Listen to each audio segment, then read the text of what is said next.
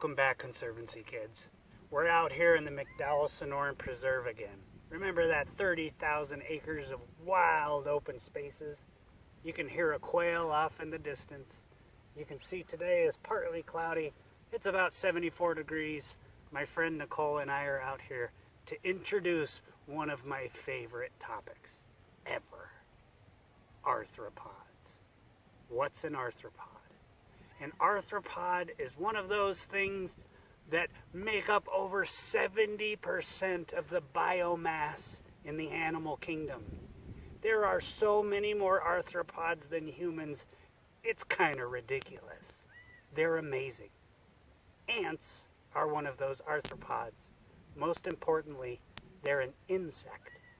You can differentiate an insect from other arthropods like arachnids because insects have 6 legs. You can count them. 3 on one side, 3 on the other. They have distinct body parts. They have a head. They have a thorax, and they have an abdomen. So the head is the middle ground where all the brains and neurons start to fire. Even though they're little tiny critters, they're pretty smart. They're social. That's awesome.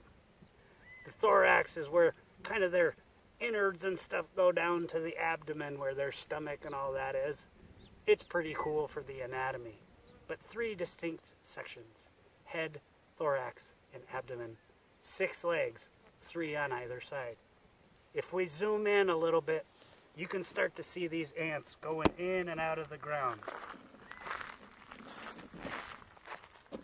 With their really dark outer shell, we call that an exoskeleton. It's made out of similar material as our fingernail. But if you pinch your finger, you can feel your skeleton is on the inside. You have an internal skeleton.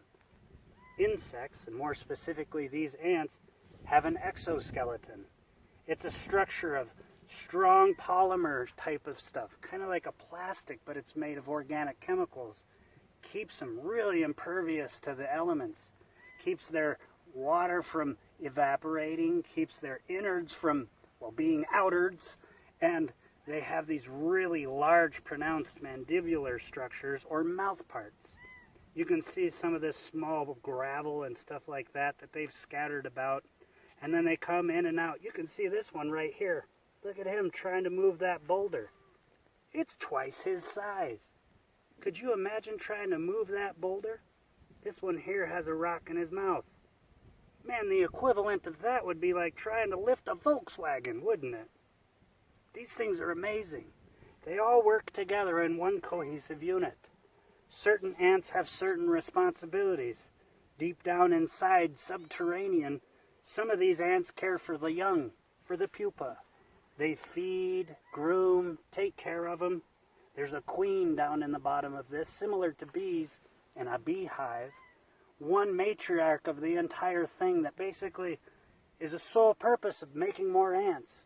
They all serve dutifully for the entire colony, going about their daily work, lifting rocks, gathering seeds, food.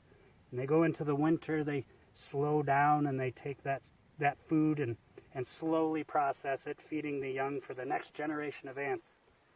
They interact with each other by talking to one another with antennae on their heads. They also leave behind chemical trails called pheromones, so that this ant knows where it's been by the next ant, leaving a trail behind. They can follow each other to food sources, water sources. They can communicate via their antennae with each other. They're an amazing creature. They're tiny, they're small, but there's ants in every ecosystem except for the North Pole.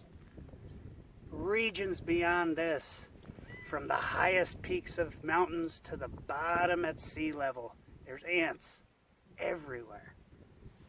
We can learn a lot about how to work together as a team, how to take in and communicate other things with other people. If we started to behave a little bit more like the ants, maybe we'd have less disagreements. Maybe we'd come together with a unified understanding of what we're doing. There's a huge social lesson to be made by ants. They're pretty cool. Working together with your communities, working together with your guardians, your grandparents, your parents, your friends. Large groups of people coming together, unified for one cause, is a very powerful thing to understand. I get a little bit philosophical, so you'll have to forgive me, but I am just enamored with ants.